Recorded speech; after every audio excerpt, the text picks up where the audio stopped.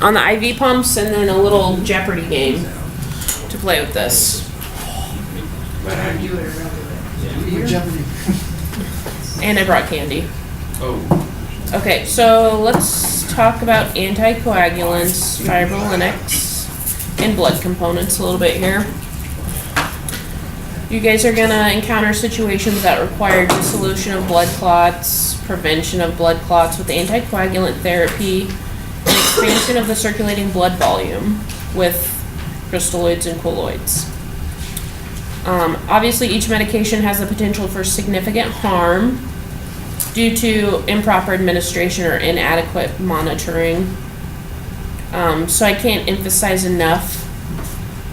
You want to make sure you're just double checking your meds, you're double checking your sites to make sure you're not going to have any extra vexation.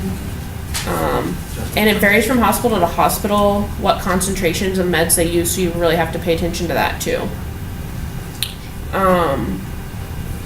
So consider your atypical causes of clinical signs and symptoms before administering anticoagulants or thrombolytic medications.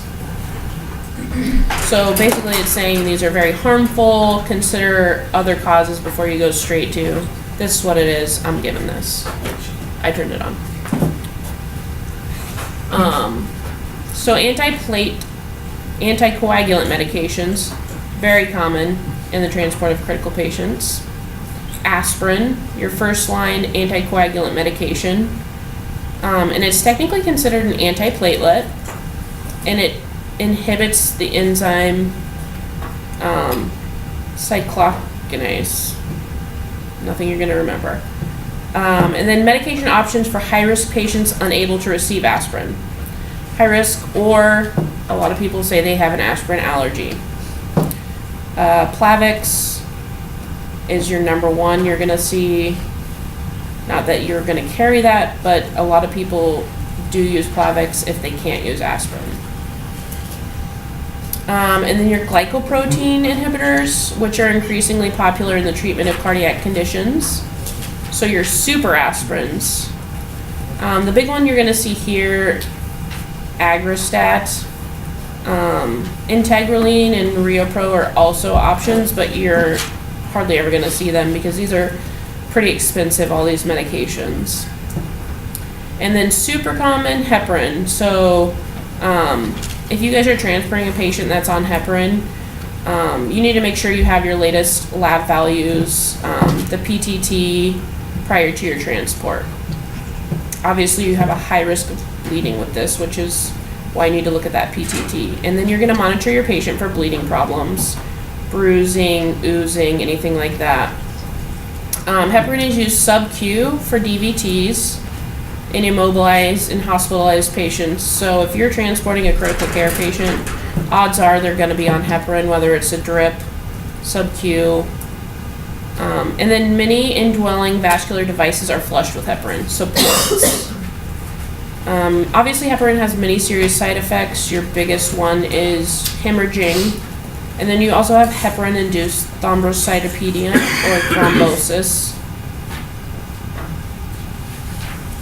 And this is just a little thing that talks about exactly what I just talked about. I'm really big on these little graphs here. Aspirin onset, 30 minutes. Plavix, 2 hours. Brilinta, you'll see that quite a bit too. We use that in MI patients. And Aggrastat, immediate IV bolus followed by continuous infusion. So Lovenox, you're going to see that quite a bit. It's used as an adjunct to thrombolytic medications in patients experiencing MIs, unstable angina, and several other conditions. Everybody's on Lovenox. If you are in the hospital, you're going to be on Lovenox. And Coumadin, warfarin, again carries significant and very fatal bleeding risks. If patients have bleeding tendencies or bleeding disorders, it should not be administered. The cumulative effect can occur in patients taking any other anticoagulants, antiplatelets, and thrombolytic medications. So it's very rare that you would ever see a patient on warfarin and another anticoagulant. I'm just telling them flashcards aren't very. Got it. And then thrombolytic or fibrinolytic medications, they differ from anticoagulants in that the medication breakdown is in an existing clot rather than preventing the actual formation of the clots. Relative contraindications for thrombolytics include hypertension, GI hemorrhage, and recent trauma.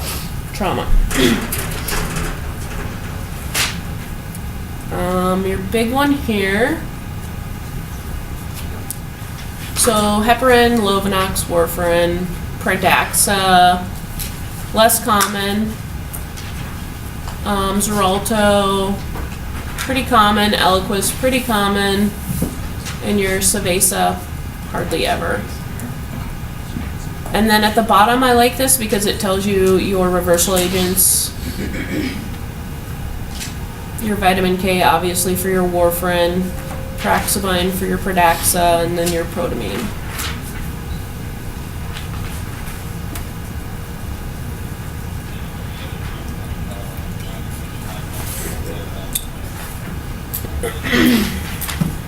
So then you have your TPA, which you will see this quite a bit as well. Indicated for strokes, PEs, and STEMIs. Commonly used to break down clots that cause acute MIs and acute ischemic cerebral vascular accidents. And then your contraindications, recent strokes, intracranial or other internal hemorrhage, and severe hypertension. Let's see. For strokes, IV, you might have a patient that's potentially still getting their TPA when you pick them up or transporting them. PEs, it's an IV push dose. Once in a while they might do an IV infusion dose, but I see it a lot more in the push dose. And then the STEMIs, obviously. And then you have your RTPA or your Retiplies, and that's STEMI dosing only.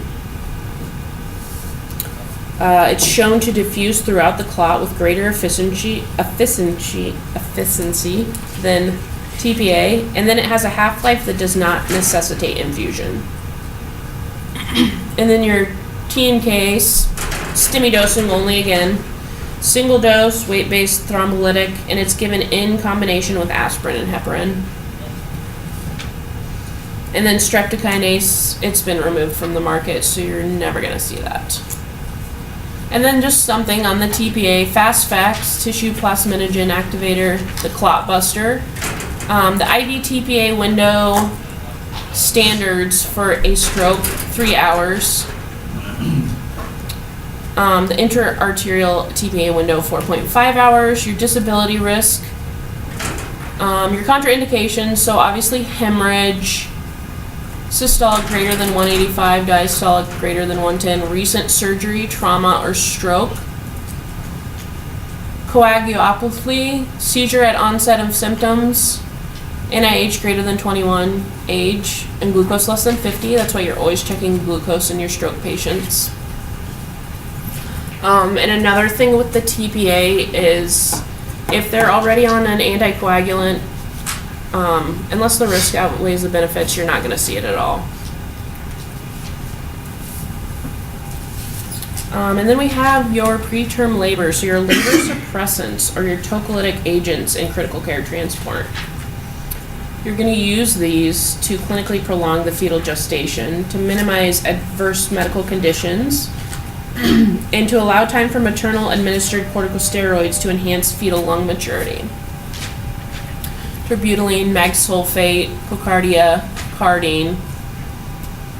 There's no current FDA-approved chemical tocolytic agents to suppress uterine contractions, so ritidrine is no longer used in the U.S.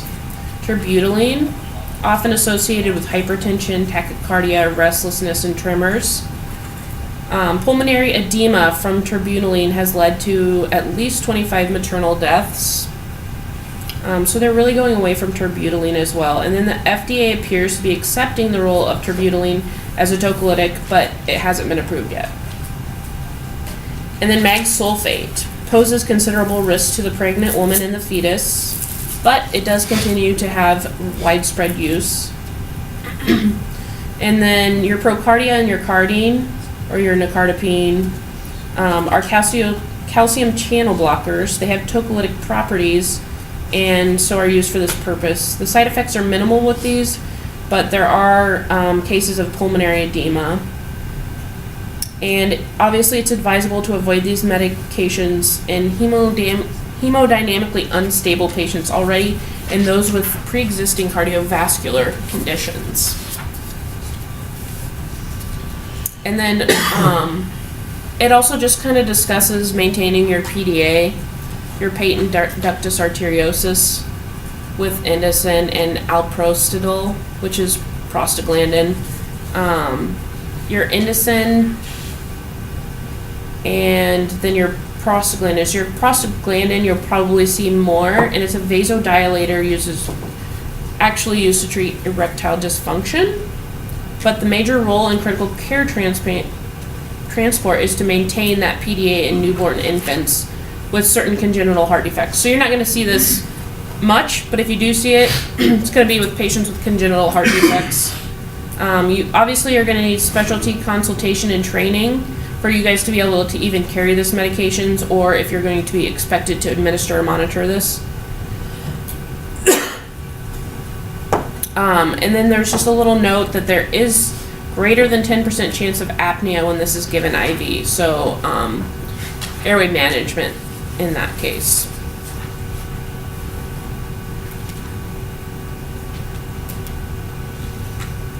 Okay, so drugs used in infectious diseases. So you guys are routinely transporting patients with active infectious diseases or who are receiving treatment to prevent an infection associated with their illness. And early goal-directed sepsis management. And you guys may also be expected to initiate antimicrobial therapies in high-risk patients. So like at outlying community healthcare settings or during transport to your tertiary care centers. So you have your antibiotics, your antivirals, your antifungals. Your antibiotics are a subclassification of antimicrobials. Not all antibiotics affect all types of infections. Many patients are allergic to certain antibiotics, so you guys definitely need to make sure you're assessing allergies before you're giving any of this. It is essential for that each patient's medical profile is considered individually for medication cross-reactivity. And then you also need to consider your medication line incompatibility with multiple medications. So a lot of your drug books will cross-reference what you can run together, and there's a lot of apps and good things on smartphones now these days that you can check your compatibility quite quickly. And then your antifungals. Fungal infections have evolved into a significant factor in critical care medicine. Currently there's 5 IV meds and many more oral and topical antifungal medications, widespread use here in the US. And again, you just need to make sure you're evaluating each medication when transporting the patients, looking for those adverse reactions. So antibiotics, you're commonly going to see Rocephin, Vanco, Zofin, Cefepime. Again, making sure you're checking compatibility, watching your lines, because a lot of these are super caustic. Vanco is one that's very, very caustic to the veins. Okay, so then we're going to go on to blood volume expanding solutions. Pre-hospital use of blood products and blood substitute products is in the investigational stage. Inter-facility products are not yet commonplace. So just something about this. Mercy One just recently started a protocol now so that they can give blood products in the air. So typically, you guys might transport somebody that's getting blood during your transport, but you don't typically start it. But it's a new thing.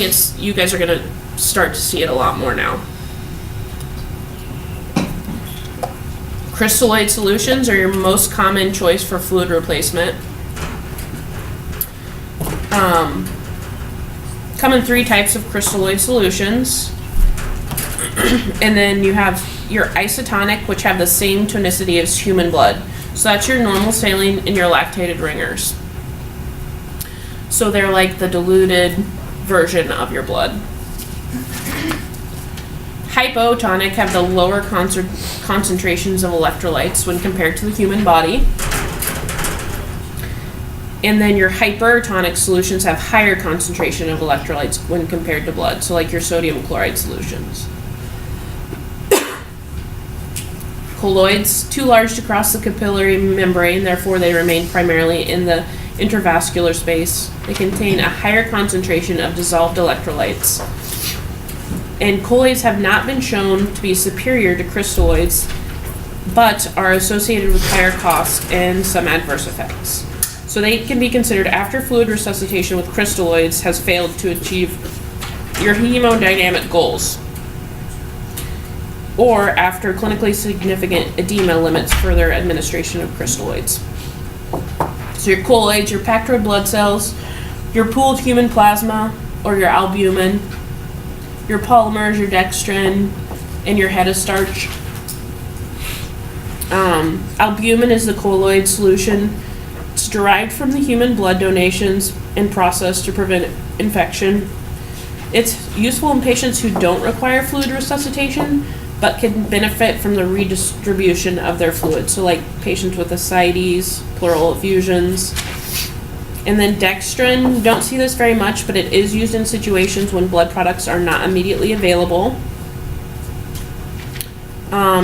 It's also used to prime the tubing of external medication devices that sequester larger amounts of blood. And it's associated with coagulopathy and kidney impairment, so that's why you're not seeing that much. And then hetastarch, again, you're not going to see it very much, but it is a synthetic colloid solution designed to expand the plasma blood volume, not given in PEDS patients. Again, associated with coagulopathy, kidney impairment, increased mortality in the already critically ill patients. And then this is just a little slide that shows the infused volume versus the equivalent of the intravascular volume expansion for the different ones there.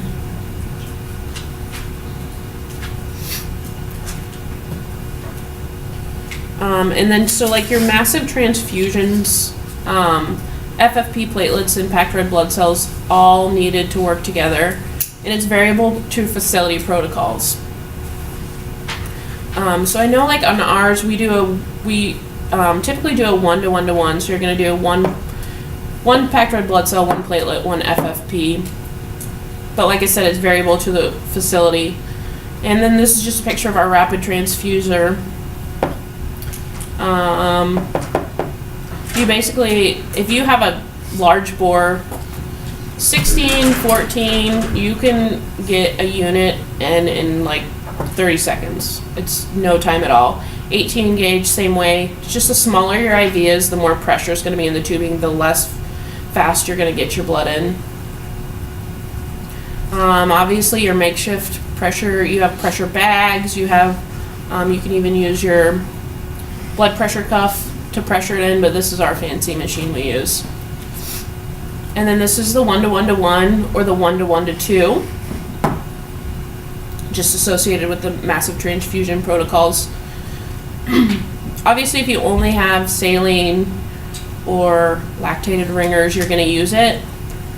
But it's eventually not going to be effective anymore. Like it's going to help your pressure, but what you really need is blood volume.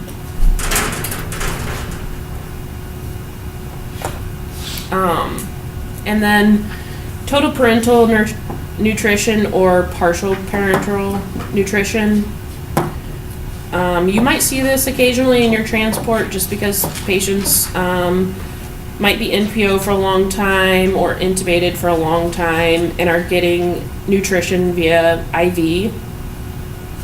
Your partial parenteral nutrition supplements your enteral feedings.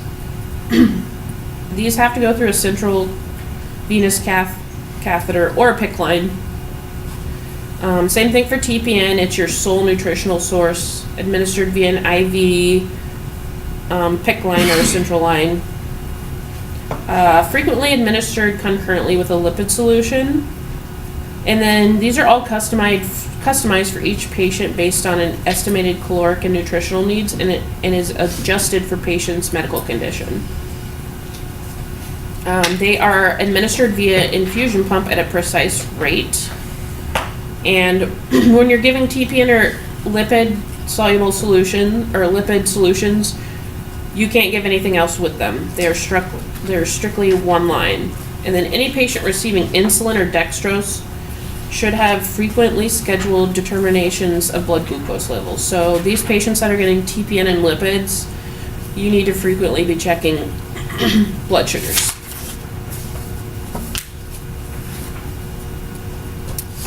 Okay, so medication considerations. A practical approach to the medication administration. Medication administration is a blending of art and science. You have lots of factors with medication selection for each particular condition. So your optimal medication for a particular patient, you may or may not have immediately available to you during their transport. Obtain the necessary quantities of specialized medications like antibiotics before leaving transport facilities. So basically it's saying, get your stuff before you go. The scope of practice and monitoring capabilities of the transport team must also be considered when selecting a medication. And then consider the clinical status of the patient. So postpone administration if immediate life-saving interventions are required. Safety or operational priorities related to an aircraft or ambulance overshadow routine medication administration. And then consider your factors specific to each medication before you're administrating. So indications, your pharmacodynamics, your pharmacokinetics, your side effects, and your potential effects. Basically, it's just telling you to anticipate what could happen and what you're going to be looking for with your medications. And then again, just really emphasizing you're double checking your medications, you're double checking your concentrations, your IV drip lines. If somebody's telling you, hey, it's at this and this, before you go, make sure it is going at that. And then medication infusion techniques. Medication infusions are indicated when the patient requires continuous medication administration and has restricted fluid requirements. So I don't know what kind of pumps you guys are gonna end up with, but most infusion pumps these days have a medication library on the pump. So if they do, use those whenever possible because they will calculate everything you need for you. But then again, you're also going to want to double check your rate of administration. So you're never going to, you're not necessarily going to have to calculate your rate yourself, but it never hurts if you're giving something that's caustic or if it's a pressor, you can always double check your rate. And then if the infusion is running by gravity, the rates are affected by the altitude too. That's something to consider there. And then confirm the accuracy of your medication infusions, particularly those started by another facility. So make sure your lines are properly labeled, your infusion rates are appropriate and consistent with your transport protocols. Once in a while you're going to encounter a facility transport that their protocol is different than yours, and you need to go by your protocol. Like I said, double checking, and then ensure the compatibility of the medications infusing, and then that may have to be administered into a line during transport. So if you have one IV and you have something running into it, it never hurts to start that second IV line, because if you have to give something push, if something happens, you want that second line. And then you also need to know how to treat extravasations of medications and which medications are most problematic for that.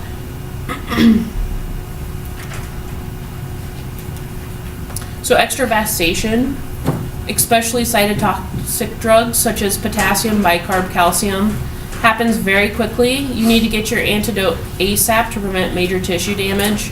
In transport, you may not be carrying that. In that case, you're just gonna have to stop your med, put some ice on it, and let somebody know ASAP that it happened. Obviously, you're going to want to use a central line if available. Large bore is better if you only have peripherals. So extravasation management, the best treatment is prevention. Stop the infusion immediately. It says put on sterile gloves. You may not have sterile gloves to put on. Replace the infusion lead with a disposable syringe. Do not exert pressure on the extravasation site. And then slowly aspirate blood back from the arm, preferably with as much of the infusion solution as possible. After you do that, you're going to remove the original cannula from the arm, elevate the arm, and rest it in the elevated position. If there are blisters, you can aspirate the contents of the blisters. You might not have time to do with that. And then you're going to put ice on it too. And then surgical reconstruction for tissue necrosis is very, very common. So this is an example of extravasation. This is one that the PowerPoint for the actual book gave me.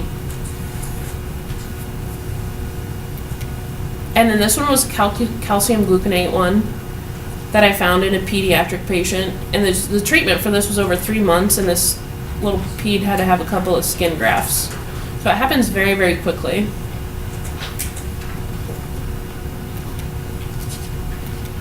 And this one was propofol.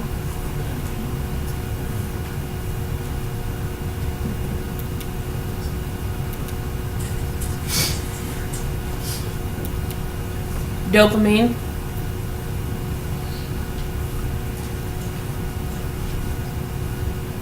And I have had to give the antidotes before. It's a lot of little needles. It's kind of like rabies vaccine. The rabies vaccine, you have to administer the antidote all around the bite. With these, you have to administer the antidote all around the area and then make sure you're marking it. And this is bicarb. And Vanco.